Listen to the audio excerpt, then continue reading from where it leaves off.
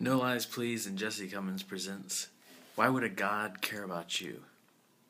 Thanks to the wonderful writer Ian North for sparking this intriguing question. If we use the continuing definition from atheism is too silly, we can think about why a God might care about the human race or about life in general. My simplest definition of God is immortal creator.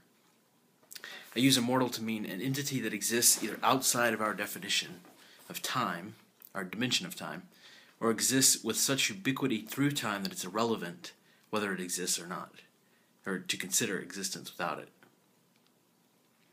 A creator is something that through natural processes tries to organize reality in favor of a continuing existence of that creator. In this sense, even ideas that perpetuate can be considered a type of creator. They are not physical but operate through physical bodies.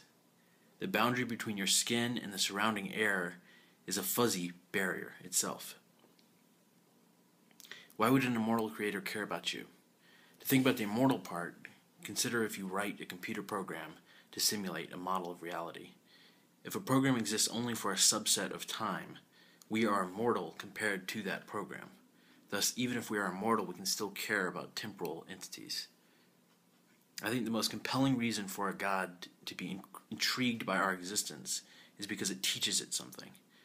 I'm not defining a God to be perfect or complete, only immortal and creative, so it can certainly grow. We run simulations of reality in order to find out more about our own universe and existence. We are interested in molecular biology and neuroscience because it helps us learn more about ourselves. It helps us to learn how to improve our own biological machines. We care about extinct animals. They help us understand our fragile global ecosystem.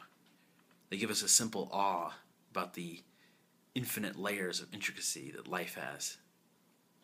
We curate zoos and museums and art and cultures. These are all the products of life. Why wouldn't an immortal creator be interested in you? Something you've done probably has some interesting component to it. The adjacent possible of biology and life is probably infinite. Proteins are the building blocks of life. They have three-dimensional folding patterns, and the potential ways they can interact is incredible because of all the ways that they can bend and fit together. Folded is a program to help research protein folding, and says the number of different ways even a small protein can fold is astronomical because there are so many degrees of freedom. Let's get just a little more perspective on the ways life can interact.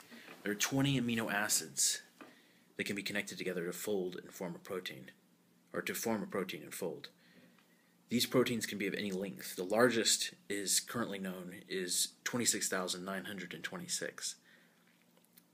If you take 20 to the power of 27,000, you get an incredibly large number, more than the number of stars in the observable universe. Take all those proteins interacting to make a cell, a tissue, an organ, a creature, and a species, an ecosystem. At every level, from atom to ecosystem, all the different pieces are interacting with the pieces of every other level. Think of all the different ways these millions of billions of different interactions can occur. Something interesting is going on in all that interaction. Even besides learning, consider the pure fun of entertainment and consider what an immortal creator might find amusing.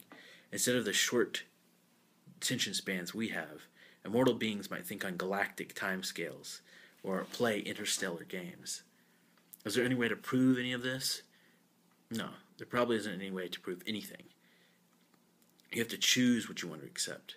I choose to believe because it makes life more fun.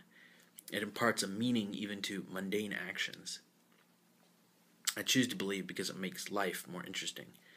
That's why I believe. But I'm agnostic. But why would a God care about you? Because it cares about itself. Thank you.